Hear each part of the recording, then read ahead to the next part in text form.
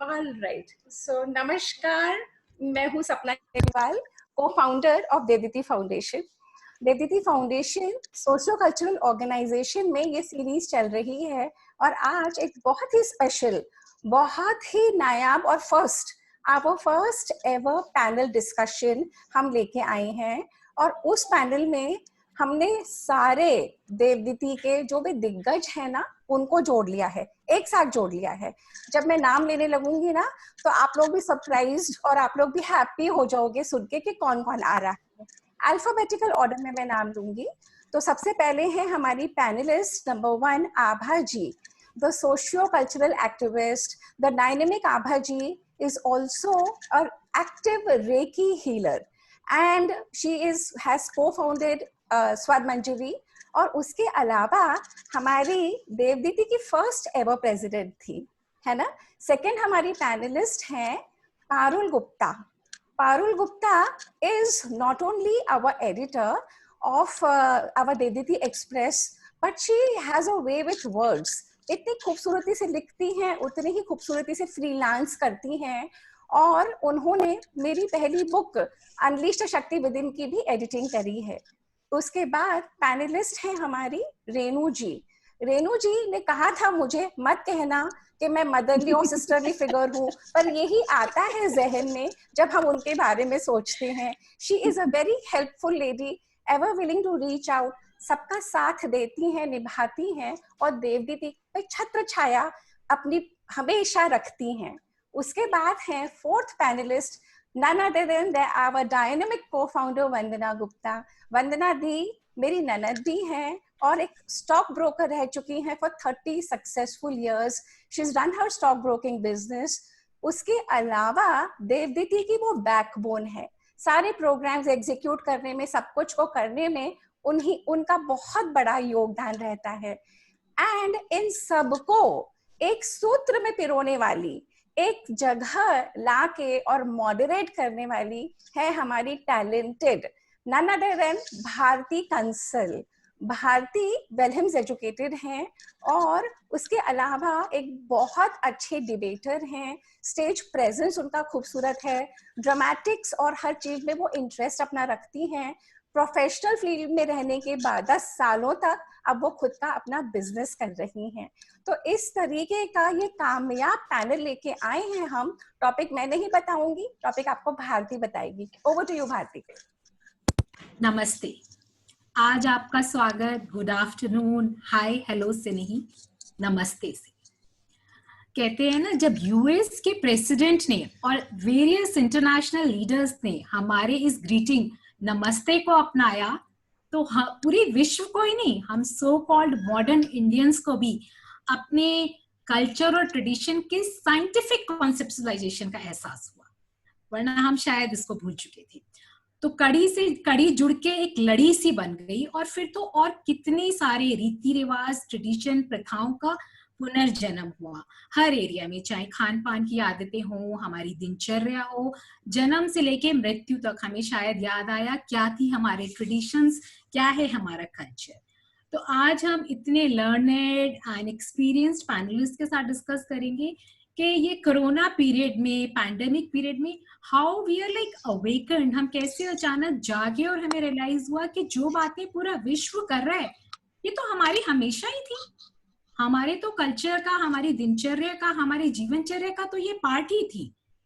तो चलिए शुरू करते हैं आज की गोष्ठी।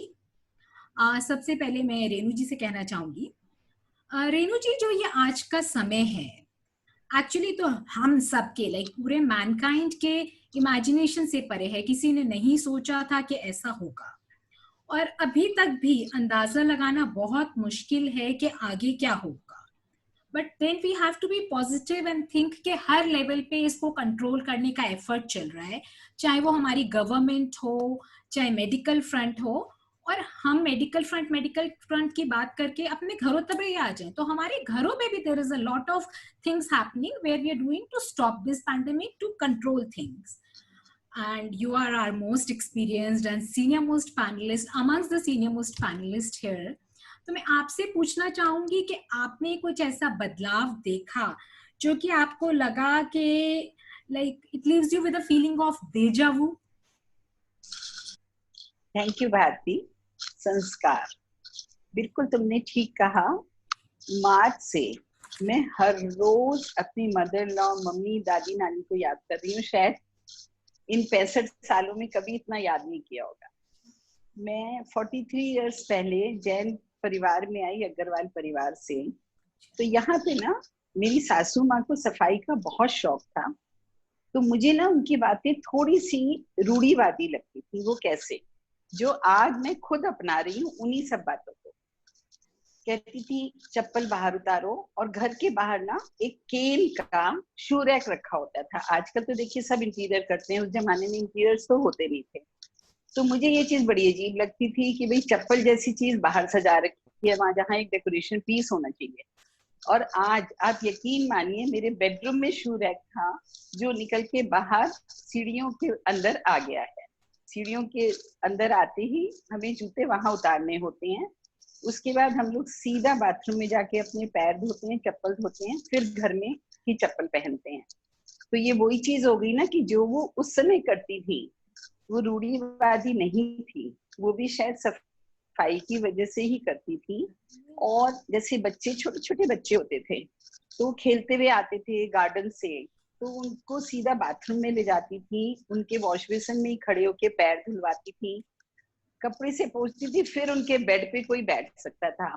आज उनके 10 ग्रैंड चिल्ड्रन है। इस बात को तो सभी याद करते हैं कि हमारी दादी हमें बेड पे बैठने ही नहीं देती थी जब तक हम पैर नहीं धोएं। आज हम सब वही कर रहे हैं ना। तो इस तरह से जैसे वो बाहर हम लोग घूमने जाते थे, तो वो कहती थी अरे 2 पॉली बैग तो रख लेते हैं अटैची में, एक में पहने हुए अंडरगारमेंट, एक में पहने हुए कपड़े रखने हैं, और उन्हें हमें सेपरेट रखना है, हमें मिक्स नहीं करना।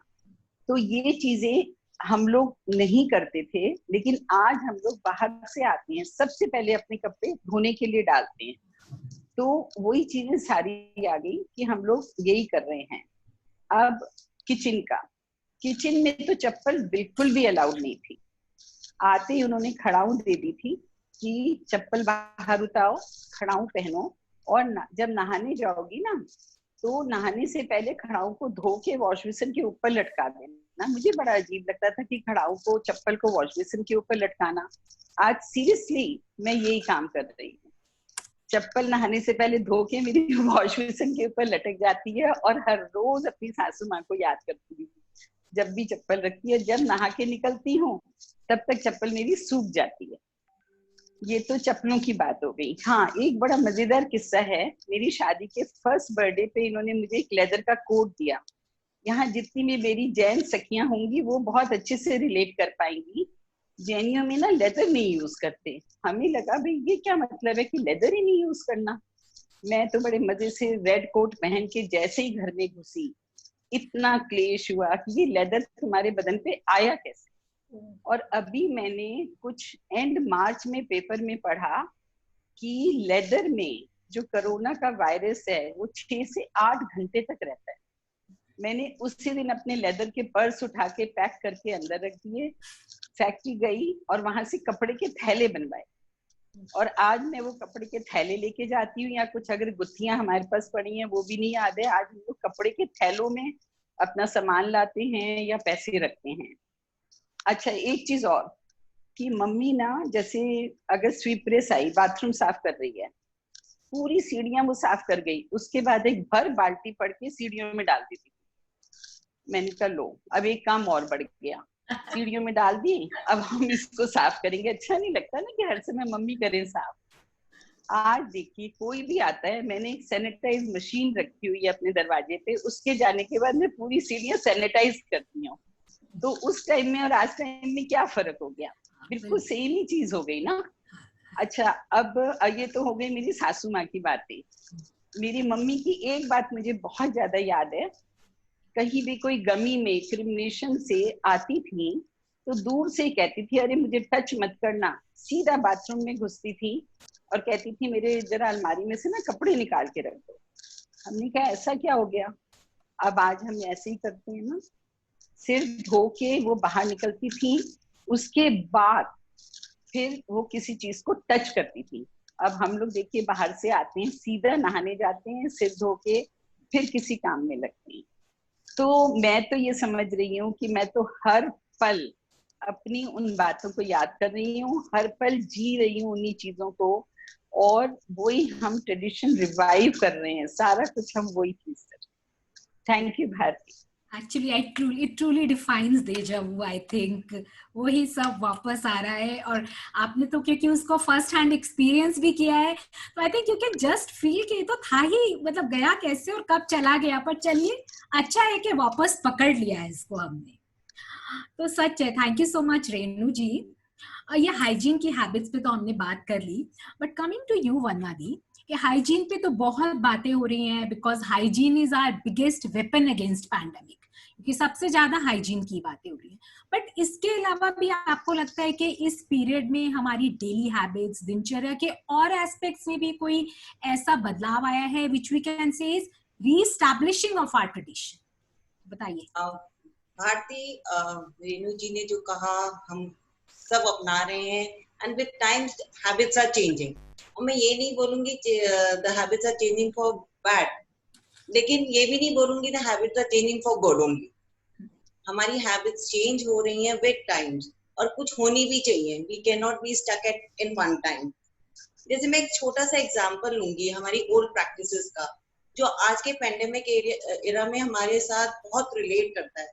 पहले हम लोग ना घर और बाहर के कपड़े अलग अलग रखते थे, जैसे रेणु जी ने कहा, लेकिन आज की तारीख में हम वही प्रैक्टिस कर रहे हैं जो हम पहले करते थे, कि जो बाहर के कपड़े हैं हम फटाफट जाते हैं बाथरूम में, नहाते हैं एंड देन चेंज। लेकिन अभी बीच में क्या हो गया था कि हम वो कपड़े तब चेंज करते थे अगर हमें घर में कोई काम करना है, तो हम करने भी बाहर के कपड़ों को उतारें, ज्वेलरी उतार के रख देंगे मैक्सिमम, लेकिन हम एकदम इंस्टेंटली नहीं चेंज करते। दो वी आर कीपिंग आवर बाहर एंड घर का कपड़ा अलग अलग, बट हम इंस्टेंट चेंज नहीं करते थे उन कपड़ों को। आज हम पुरानी तरह, जैसे मुझे याद है मेरे ग्रैंडफादर, भाई ये मेरी तो बाहर की कमीज है, इसको तो डाल, और वो नहाने घुसे और अपनी धोती बंडी हाथ क्या धो के डाल, कि घर वालों पे भी किसी पे जोर ना पड़े। तो नहाने का एक हमारे यहाँ कल्चर में, किसी भी रिलीजन में, एक बहुत अहम हिस्सा था। It was not just due to religion, it is our climatic condition, it is the way the things, धूल मिट्टी ज्यादा होती थी, तो हम वायरस की उस टाइम बात नहीं करते थे, बट गंदगी तो हमारे शरीर में, हमारे कपड़ों में, हमारे घर में घुसती ही थी। तो इसलिए नहाने का एक बहुत ज्यादा अटूट वो था कि हर टाइम जो बाहर से आ रहा है फटाफट नहाने घुस रहा है। तो ये जो नहाने की बात है, ये सिर्फ अपनी शरीर को साफ करने की ही नहीं थी। अगर आप लोगों को, रेणु जी, आबा जी, इनको तो सबको याद होगा, पहले बिना चौका धुले खाना नहीं बनता। तो हमारे चौका, मेरे को भी याद है, मेरी मदर कभी भी बिना झाड़ू पोंछा लगाए चौके को, किचन में खाना नहीं बनाती थी। खुद तो नहा के ही बनाएंगे, लेकिन चौका भी बिना धुले नहीं हमारा होता था। मेरा बासी झाड़ू निकाल दे फिर खाना बनेगा। तो चाहे हेल्प है या नहीं है, लेकिन किचन पहले साफ होगा, फिर हम करेंगे काम उसमें। तो शरीर की सफाई नहीं, इवन किचन की सफाई हमारे को चाहिए होती थी, कि भाई बासी झाड़ू, जो भी एयरबोर्न वायरसेस, या उस टाइम तो वायरस किसी ने नहीं सुना था, बोले एक्चुअली उस टाइम पे हम बिना हुफुला करें अबाउट कि वायरस साफ कर रहे हैं या बैक्टीरिया साफ कर रहे हैं या सैनिटाइजर कर रहे हैं, ऑटोमेटिकली कितने सारे अननोन जर्म्स को हटा देते थे। हाँ, वो किसी को लॉजिक नहीं पता हम क्यों कर रहे हैं। नहीं, आज हम रिलेट करते हैं, हम उसको साइंटिफिक नाम दे रहे हैं। पहले सारा हम बीच में हमारा एक एरा आ गया था, हम सब डेकोरेटिव चीज कर रहे थे, घर साफ होना चाहिए क्योंकि अच्छा लगना चाहिए, क्लीनिनेस होनी चाहिए, उसलिए नहीं कि हमारा घर साफ सुथरा होना चाहिए। जैसे रेणु जी ने बोला कि सीढ़ियों में नहीं रख सकते चप्पल, बड़े गंदा लगेगा, बट आज हम सबकी चप्पलें सीढ़ियों में ही रखी है। हर एक के घर में सीढ़ियों में चप्पलें रखी हैं। Before you enter the house, everybody has footwear rack, और ऐसे ही अगर किसी के पास नहीं है तो ऐसे ही बाहर चप्पल सजी हुई है।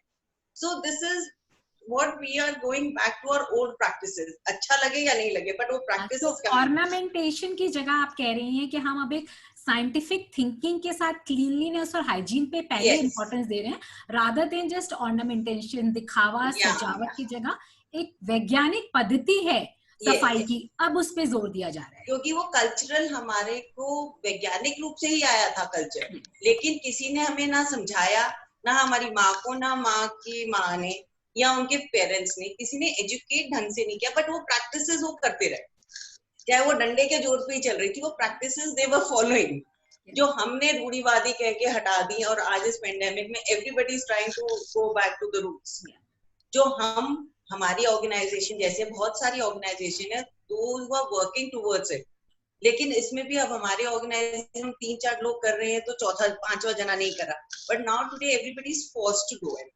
सो ये तो हमारे नहाने के ऊपर, अगर आप सुबह से लेके रात तक के भी दिनचर्या में देखें ना, हम सुबह उठ के सब लोग जनरली आजकल पानी पीते हैं तांबे के उसमें, तो ये आज की प्रैक्टिस नहीं है। डाइटिशियन ने आज बताना शुरू किया कि आपका पेट साफ रहेगा, अच्छी तरह साफ हो जाएगा, तो पानी पी लो सुबह, वो भी कॉपर यूटेंसिल में। पहले के लोग तो पीते ही कॉपर में थे, आज की तारीख में हमने ये डाइटिशियन के कहने पे पीना शुरू करा। और अब एक कोई डाइटिशियन तो उसमें तुलसा जी डाल के पी लेना, क्यों?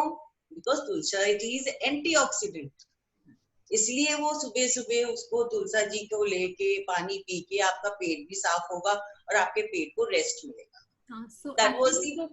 वही सारी हर्ब्स, वही सारे मेथोडोलॉजी पे आ रहे हैं हम लोग, but now maybe with scientific reasoning and backing to it. पहले हम लोग एक चलन की तरह कर लेते थे। तो अब नहाना, सुबह पानी पीना, और फिर उसके बाद अब आ जाता है हमारा मेडिटेशन टाइम। मेडिटेशन पूजा पाठ हर घर में होती है, चाहे वो हिंदू है, चाहे जैनी है, चाहे जो भी कह लो, सब लोग पूजा पाठ करते थे। क्यों? आप एक मेडिटेशन का क्या एक बेसिक चीज है, ब्रीदिंग। आप मेडिटेशन कब कर सकते हो? जब आपकी ब्रीदिंग कंट्रोल में हो, you start doing deep breathing. तो वो क्यों था? मॉर्निंग के टाइम पे फ्रेश एयर होती थी, डीप ब्रीदिंग करते हो तो आपके सारे ऑर्गन्स को ऑक्सीजन मिलता है, your blood, yes, so it is very healthy for your organs. तो ये डीप ब्रीदिंग कर करके हम आज, अब योगा टीचर बोल रहा है कि भैया डीप ब्रीदिंग करो, डॉक्टर बोल रहा है लंग्स सही रखनी है, वायरस से बचना है, तो डीप ब्रीदिंग करो, काढ़ा पियो कि आपके लंग्स खुले। तो we are going back again, you get it, कि हम किस तरह से वही प्रैक्टिसेस को अब साइंटिफिक वे में लेके हम वही चीजें करे जा रहे हैं। और मैं फिर पूजा पाठ में हमारे अगरबत्ती, कपूर, अगरबत्ती से हमें फ्रेशनेस मिलती है। हम केमिकल बेस्ड रूम फ्रेशनर नहीं यूज करते थे पहले, अगरबत्ती से घर महक रहा है हमारा। और अगरबत्तियां बनाई भी जाती थी बहुत सारे ऐसे चीजों से विच आर लाइक डिसइंफेक्टेंट या डीजर्मिफिकेशन होता था। स्पेशली कपूर को तो बहुत ही एडवर्टाइज कर रहे हैं बहुत से, लाइक स्पेशली आयुष जैसी संस्थाएं या जो और है which talk about Ayurveda and such things.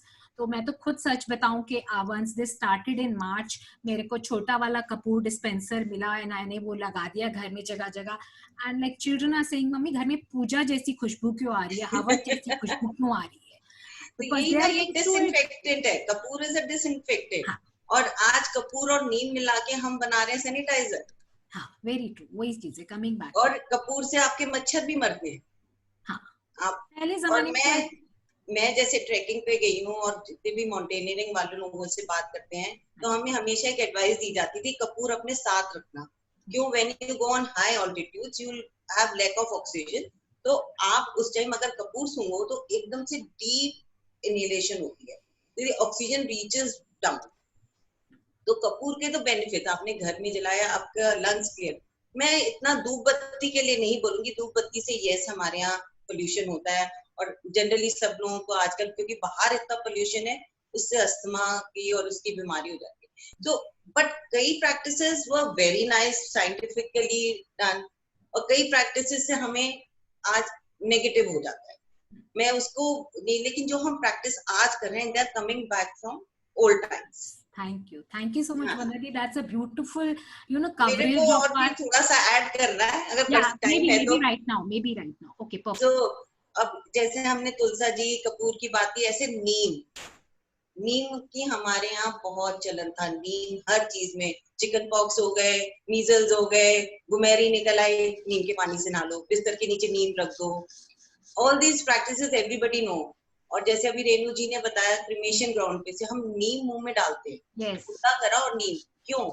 कि जो भी हमारे एयरबोर्न बैक्टीरियाज हैं, और अगर मुंह में घुस गए हैं, तो अगर आप एक कड़वा पत्ता नीम का डाल लोगे, तो जितने बैक्टीरिया उस टाइम आपके मुंह में गए वो किल हो जाएंगे इमीडिएटली, क्योंकि नहाएंगे तो हम घर जाके। हाँ, और इसके पीछे लॉजिक दिया जाता था वरना दी। अभी मैंने भी थोड़े दिन पहले like bad thing that I had to go to a cremation, तो मुझे भी वहां नीम का पत्ता दिया गया। तो मैंने जो एल्डरली लेडीज थी घर की, मैंने कहा पूछूं इनका क्या इसके प्रति वो है thinking, what is there thought कि क्यों करते हैं। तो मैंने पूछा, मैंने कहा मौसी जी क्यों खिला रही हैं आप नीम का पत्ता? तो बोली बेटा जैसे कोई अच्छी बात होती है तो मुंह मीठा कर लेते हैं, अब कोई बुरी बात हुई है तो नीम का पत्ता खा के मुंह कटवा कर लेते प्रैक्टिसेस के लिए ना, nobody knew the scientific way, वो कर रहे reason थे तो वो अच्छा कर रहे हैं। और हम भी करते थे, हमें नहीं पता था बचपन में क्यों कर रहे हैं, बट आज हम क्योंकि पढ़ रहे हैं उसके बारे में, इतना सुन रहे हैं, तो हमारा भी ज्ञान बढ़ रहा है। हमें भी, हम अब अपने बच्चों को लॉजिक बताने के लिए पढ़े, it is क्या very लॉजिक है। to always have a reasoning and logic behind it. अगर हमारी जनरेशन उस चीज को ब्लाइंडली फॉलो नहीं करती है और क्वेश्चन करती है तो I think it is positive. We should not take it कि ये बच्चे क्यों नहीं कर रहे क्योंकि हम तो करते आ रहे थे, क्योंकि उससे हमारी भी लर्निंग हो रही है। We are also learning the scientific reasons. और आज हम बात कर रहे हैं 6 आवर्स की। As you all know, recycle, reuse, refrain, reduce, rethink. So we are talking about 6 hours. But मैं बताऊं आपको, हम 3 hours तो पहले से ही कर रहे हैं, बल्कि सारे कर रहे थे, नाम अलग थे बस। हाँ, recycle, reuse और reduce, ये तीनों चीजें तो हम पहले भी कर रहे थे। रिसाइकिल में आपको सिंपल सा एक एग्जांपल देती हूँ, किचन वेस्ट। किचन वेस्ट आज हम कहते हैं कंपोस्ट बना दो, और हमने एक सेशन किया था जिसमें बायो एंजाइम बन गए। लेकिन पहले हम क्या करते थे किचन वेस्ट का, हमारे घर में गाय भैंसे होती थी, खिलाया उनको तो उनसे अच्छा दूध भी आएगा, वो वेस्ट भी नहीं हुई, गंदगी भी नहीं फैली, या खेतों में डाल दिया सीधे ही तो कंपोस्ट अपने आप बन गया।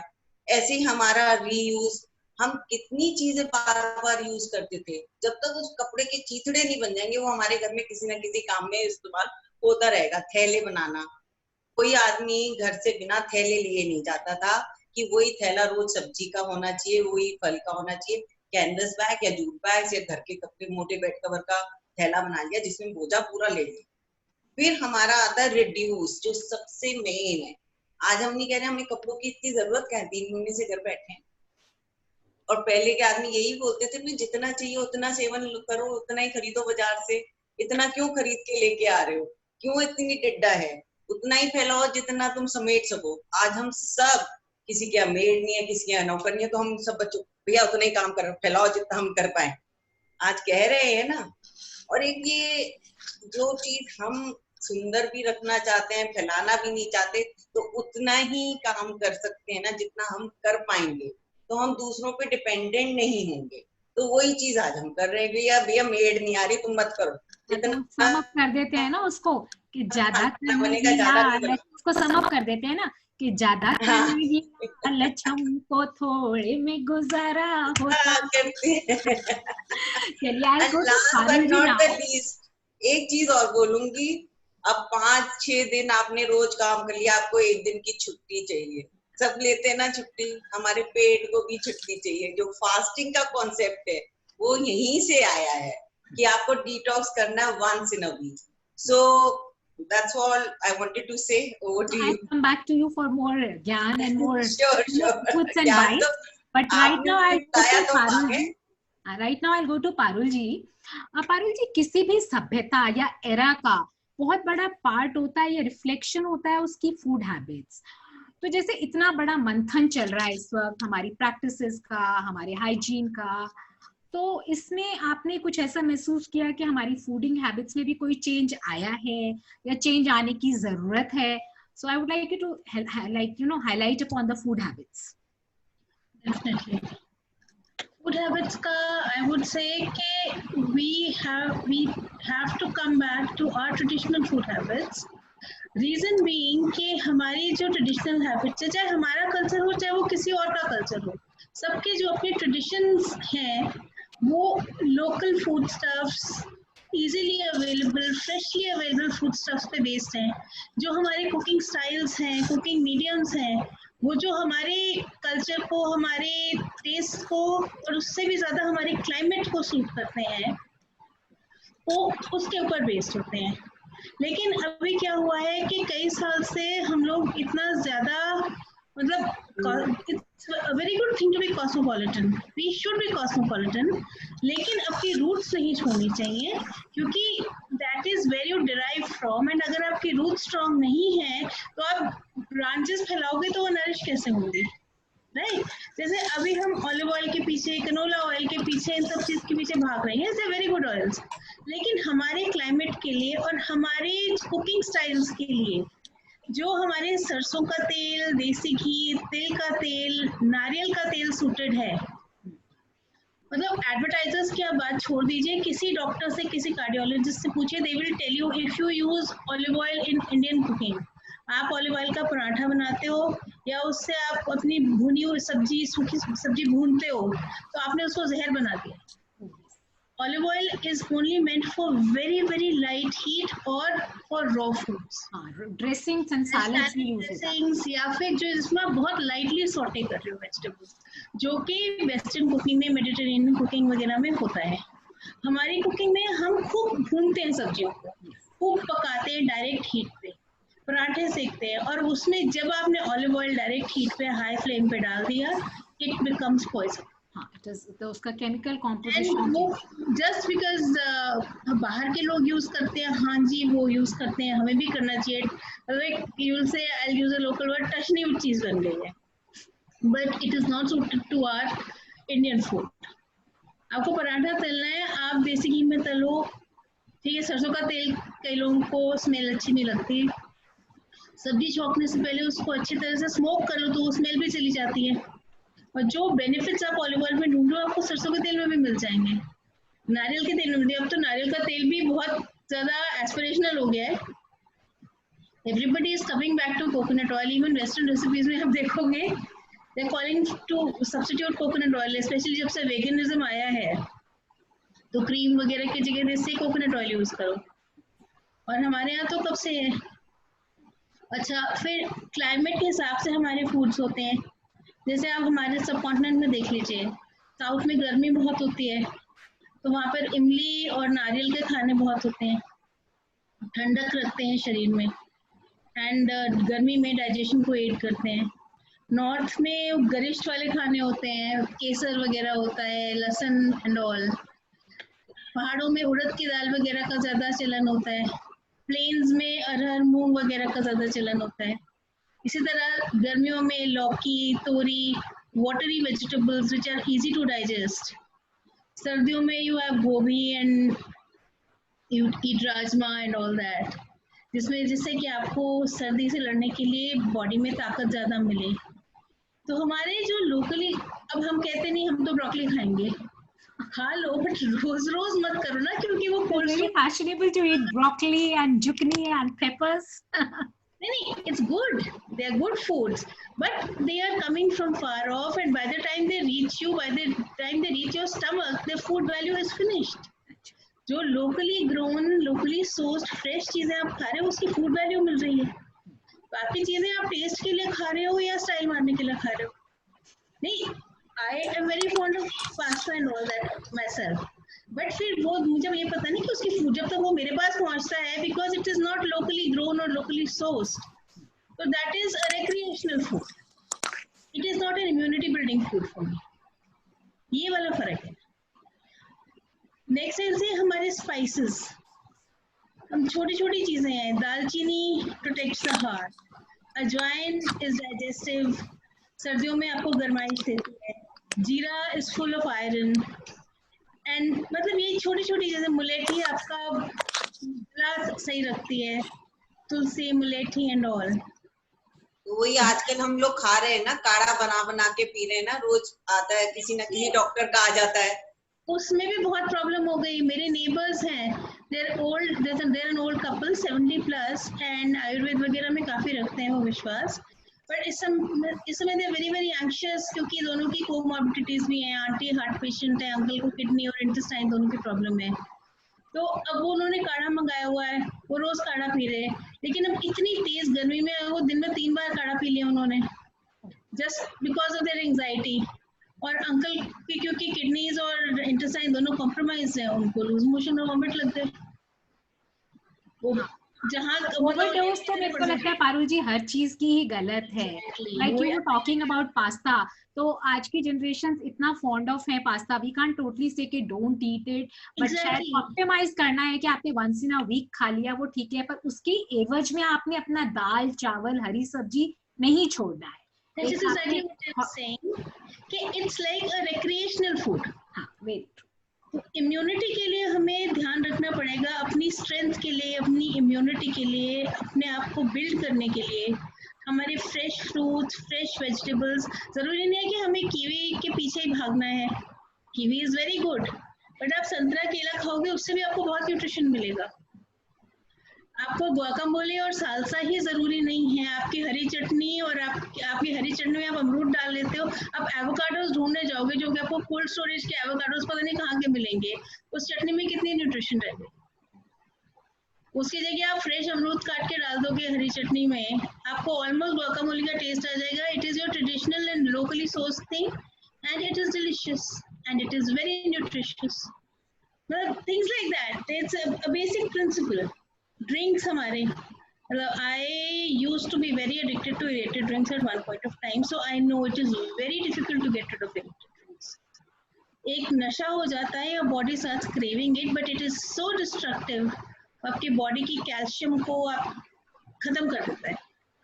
It compromises your bones, your nails, your hair, everything. And but वो एक जिसको आदत पड़ी हो, इतनी क्रेविंग होती है कि उसको छुड़ाना बहुत मुश्किल होता है. But one has to understand it has to be done. आप अपने शरबत में सोडा डाल के P low, that will kind of जैसे निकोटीन पैच का काम करेगा. It will kind of help you to de-addict.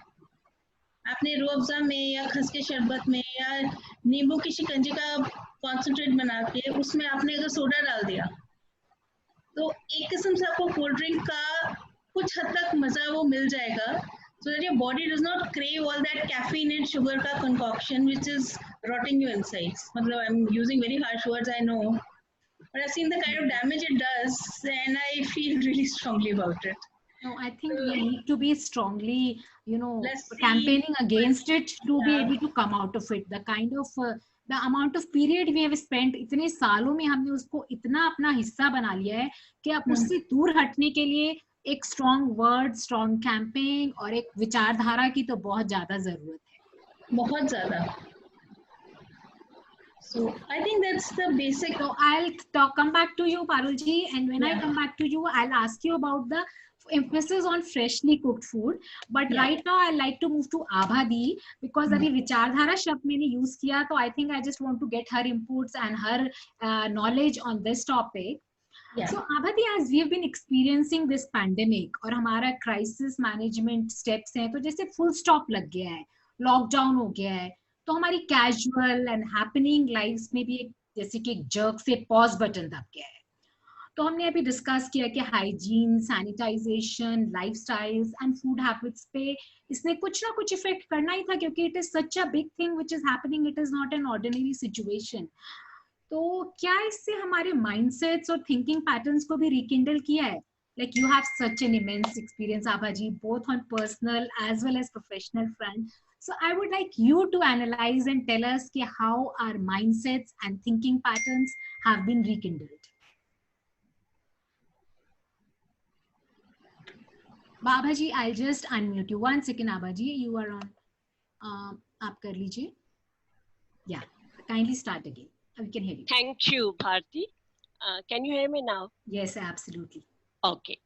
All right. So ये जो म्यूट बटन आपने कहा, ये पॉज, आई थिंक ये बहुत बहुत जरूरी था ये पॉज बटन आना, क्योंकि हम अपनी लाइफ में, अपने भागदौड़ की जिंदगी में इतना ज्यादा व्यस्त हो गए थे कि हम अपनी पहचान, अपने संस्कारों को कहीं पीछे छोड़ते जा रहे थे. So this pandemic has forced us to relook at our ethos, our cultural background. तो मैं अगर नमस्ते से ही शुरू करूं, जैसे आपने भी बात करी थी, तो right from Donald Trump to Angela Merkel, the Vice Chancellor of Germany, to Prince Charles, ये इंटरनेशनल प्लेटफॉर्म पे ये लोग नमस्कार को लेकर आए हैं, रिजेक्टिंग हैंडशेक. तो why? But is it just a social gesture of greeting?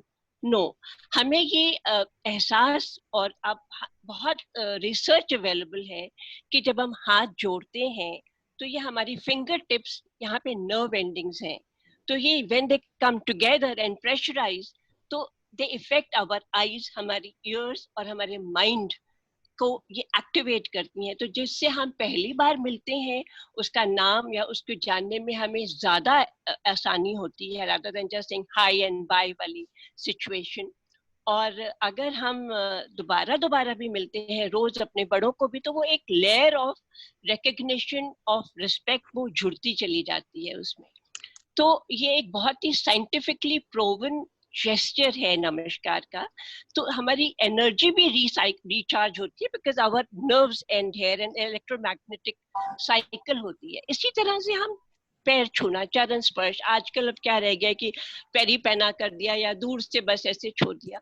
तो एक्चुअली ये तो बिल्कुल एक मॉडर्न वो हो गया है कि हाँ एक निभाना है कस्टम, बट चरण स्पर्श again is a very very scientifically proven and scientifically based एक ये कॉन्सेप्ट है, हमारा ट्रेडिशन है।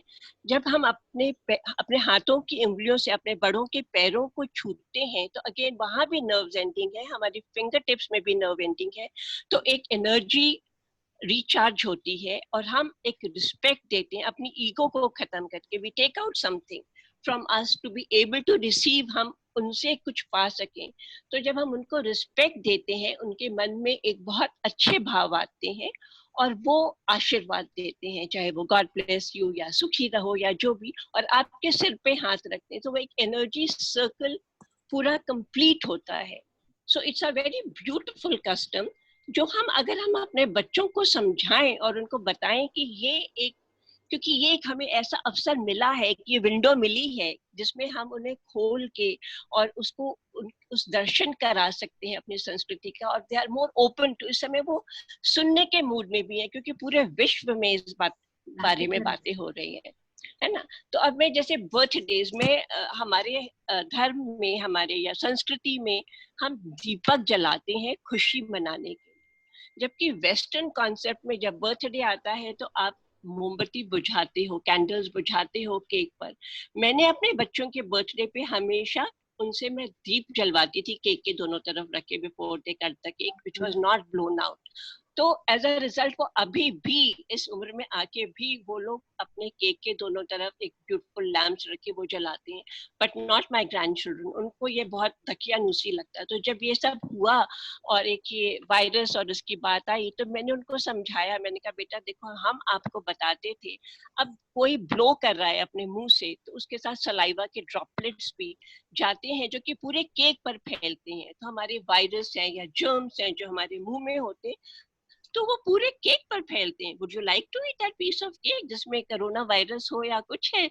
तो वो एकदम सहम गए और उनको भी लगा कि हाँ इसमें कुछ तथ्य है।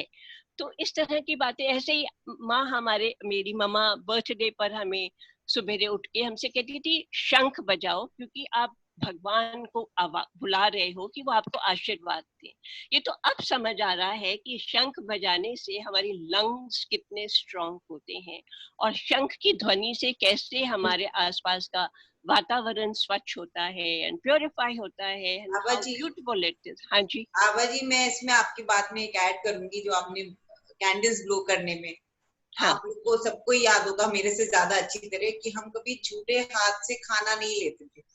हाँ बिल्कुल। So the same logic was है कि आप जिस हाथ से खाना खा रहे हो आप उससे लोगे तो आपका सलाइवा, जनरली हम हाथ से खाना खाते हैं, हमारा हिंदुस्तानी खाना ऐसा है, चावल दाल हाथ से खाते हैं, रोटी हाथ से खाते हैं। तो वही कॉन्सेप्ट, वही लॉजिक उसके पीछे था कि आप उस हाथ से खाना मत लो जिससे खा रहे हो।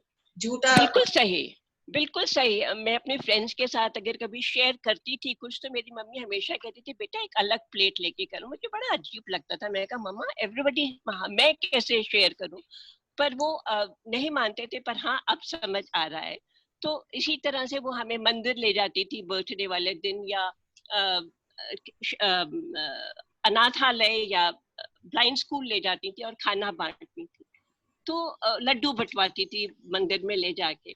तो अब ये एक इसका साइंटिफिक फैक्ट अब ये है कि जब हम किसी से शेयर करते हैं out of our goodwill, goodness of our heart, हम किसी लेस प्रिविलेज से अपने प्रिविलेजेस को शेयर करते हैं, तो हमारी बॉडी में हार्मोन्स, एक पॉजिटिव हैप्पीनेस के हार्मोन्स, जिनको अब आप डोपामाइन कहते हैं या सेरोटोनिन कहते हैं, हैप्पीनेस हार्मोन्स माइंड को क्रिएट।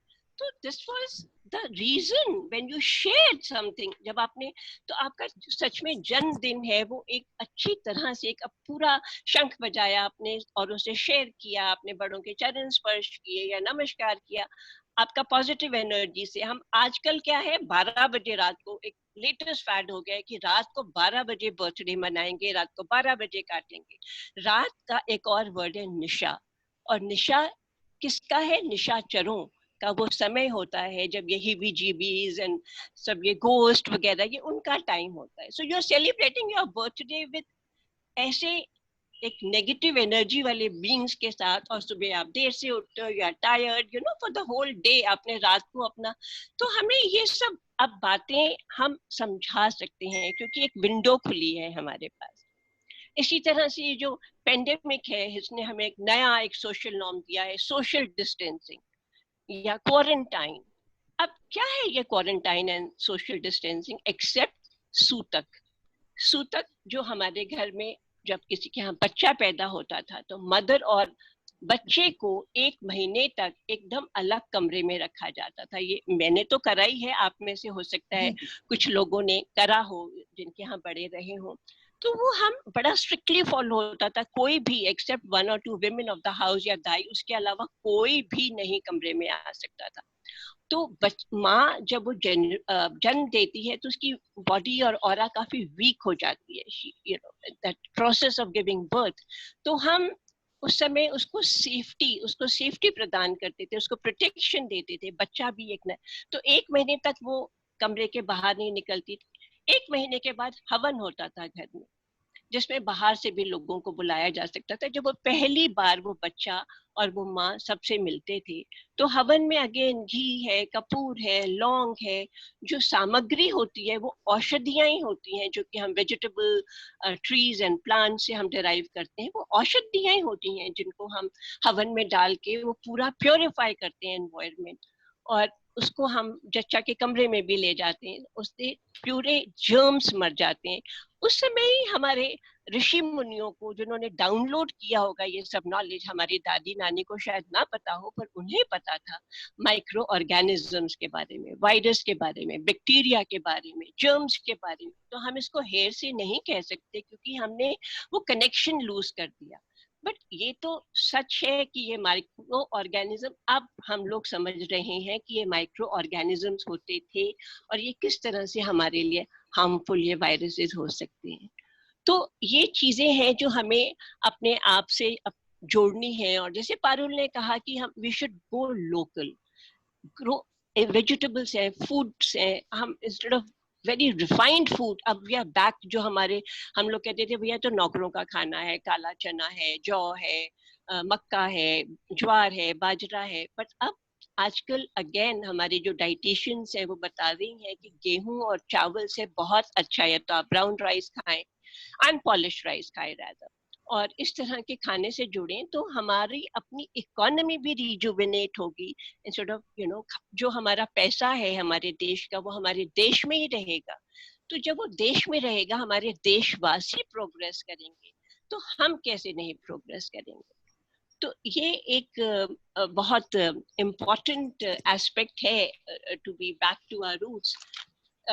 और एक और मैं बात कहना चाहूंगी कि if you know where you're coming from, and it's as important to know where you're coming from as it is to know where you're going, because if you ever want to come back, you know where to go back. तो ये हमारे root से जुड़ने के जो एक हमें ये एक सुनहरा अवसर मिला है, जो हमारी एक अथाह वेल्थ है हमारे पास विजडम की। और हमारी मदर्स के पास नहीं थे ये अपॉर्चुनिटी कि वो इतना पढ़ के हमें समझा सकती थी, पर अब आजकल तो everything is available on internet. आप पूरी डिबेट्स हैं, पूरे एक्सपर्ट्स हैं, पूरी बुक्स हैं जिसमें आप पढ़ के आप, और उनको बच्चों को अगर आप इस तरह से समझाएंगी और आज के माहौल, आज के बैकग्राउंड को पीछे रख के अगर हम समझाते हैं तो एक दिन में तो नहीं बदलेंगे, but yes over a period of time एक धीरे धीरे धीरे एक एक बूंद करके we can go ahead and do it. Abha ji, it is very motivating to see कि हम लोग रीअडैप्ट कर रहे हैं best of our cultures and traditions को, और अब इन्हें अपनाने में हमें शर्म नहीं है। हम ये नहीं कहेंगे हम धक्यानुसी हो गए, हम छुआछूत कर रहे हैं, because we have a scientific reason and logic to adapt them. So like this is really motivating. But इतनी सारी बात चल रही है of going back to roots, तो मैं थोड़ा सा एक डिबेटेबल बात यहाँ पूछना चाहूंगी कि जब मैं कहती हूँ कि मैं अपनी धरोहर संभालूं, I go back to my tradition, I open doors on my rituals and अपनी प्रथाओं को, so am I somewhere shutting a door on development and technology and progress? क्या मैं ऐसा कर दूंगी? ऐसा हो जाएगा क्या? नहीं, I don't agree with you, क्योंकि जितनी एक पेड़ की जड़ें जितनी गहरी होंगी, जैसे हमारे हिंदुस्तानी भारतीय कल्चर की इतनी जड़ें गहरी हैं, तो वो जो जितना गहरा उसका रूट होगा किसी भी पेड़ का, उतनी उसमें नई ब्रांचेस बनाने की क्षमता आएगी, उतने नए फ्रूट्स, नए फ्लावर्स, नए लीव्स को जनरेट करने की उसमें उतनी क्षमता बढ़ती है। तो if you are rooted to the ground, but if your head in the sky and your arms spreading all around like a branches of tree, तो आप केवल दोनों को मिला के एक बहुत अच्छा एक कंसेंसस, एक हार्मनी क्रिएट कर सकते हैं। टू ऑप्टिमाइज, राइट, बैलेंस कर पाए हम लोग, एब्सोल्युटली, को भी ना छोड़ें और नए को भी अपनाते जाएं, गेटिंग द बेस्ट। बिल्कुल, harmony of the two thoughts. इसी बात पे ना Parul ji, I like to ask your advice कि हम लोग इतनी ज्यादा बात कर रहे हैं स्पेशली अभी पैंडेमिक में कि फ्रेश फूड, और ये हमारे यहाँ तो खैर हमेशा से चलन भी रहा है कि ताजा खाना बनता है और दिया जाता है, but many of us are like nuclear families and we are both working husband and wife, and abhi staff bhi shortage hai, everybody is avoiding staff, so how much can we adopt कि ये fresh food हो, how much can we say कि नहीं, मतलब क्यों हम पुरानी बात पे ही रहे कि बिल्कुल fresh food होना चाहिए हमेशा?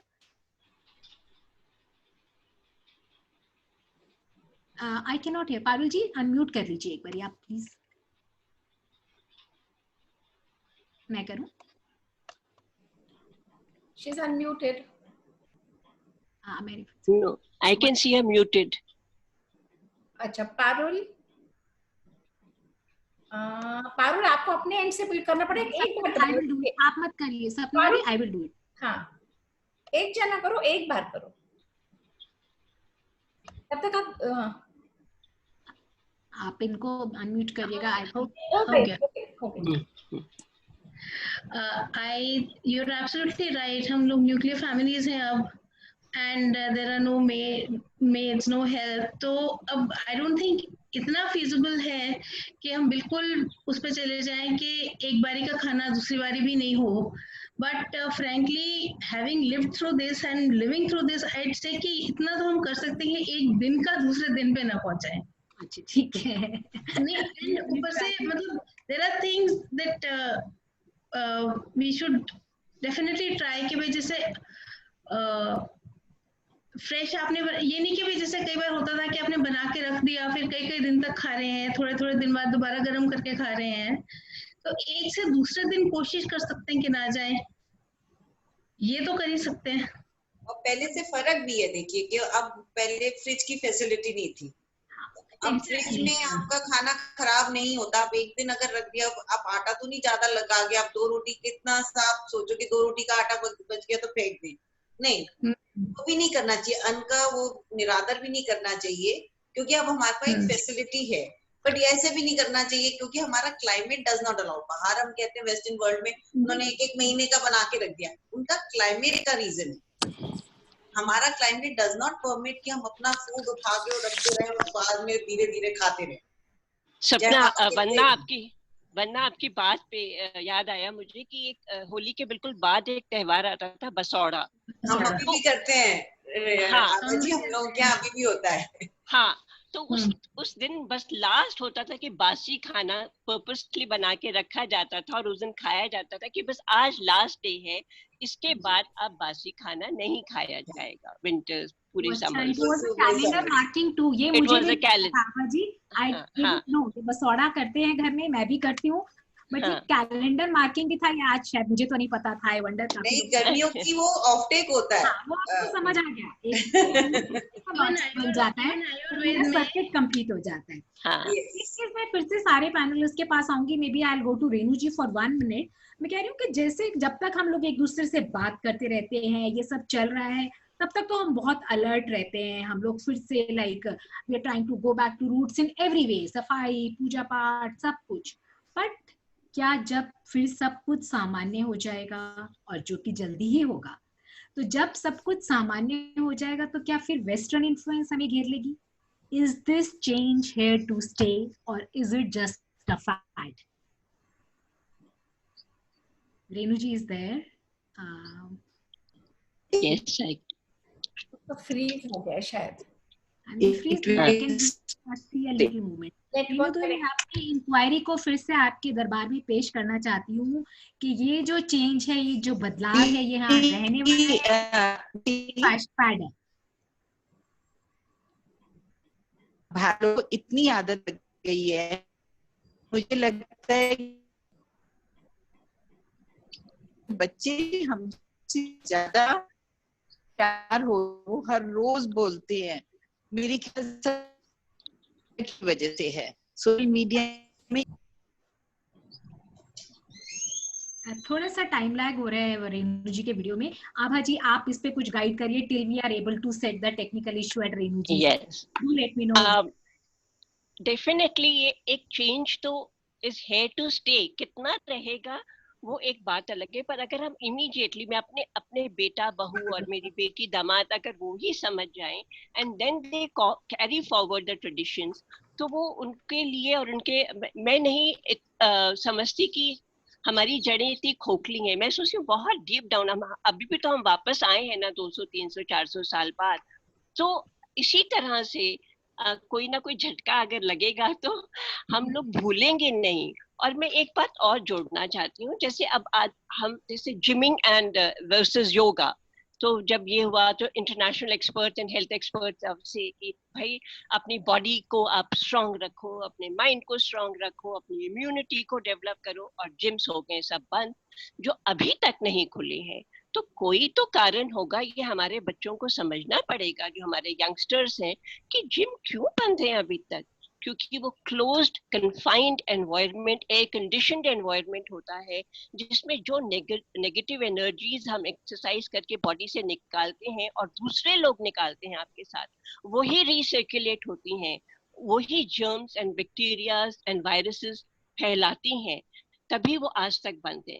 वर्सेस योगा, तो मैंने अपने मेरे नेव्यूज की बुआ, आप कहती हो ये वो, अब हम क्या करें जब जिम्स बंद हैं, 12 बजे तक सोते हैं, कुछ काम पे भी नहीं जाना। ऐसे योगा करो, योग का मतलब ही है जुड़ना। तो अब जुड़ो अपनी अच्छी हेल्थ से, और योगा पे सबसे ज्यादा एम्फेसिस प्राणायाम पर होता है।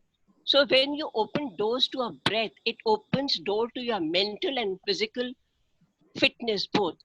और योगा में इम्यूनिटी बूस्टिंग कैपेसिटी कमाल की है। आप योगा करते हैं, उसके बाद आप अगर ओम का उच्चारण करते हैं, by the way Om is a universal creative sound energy, it is nothing to do with any religion.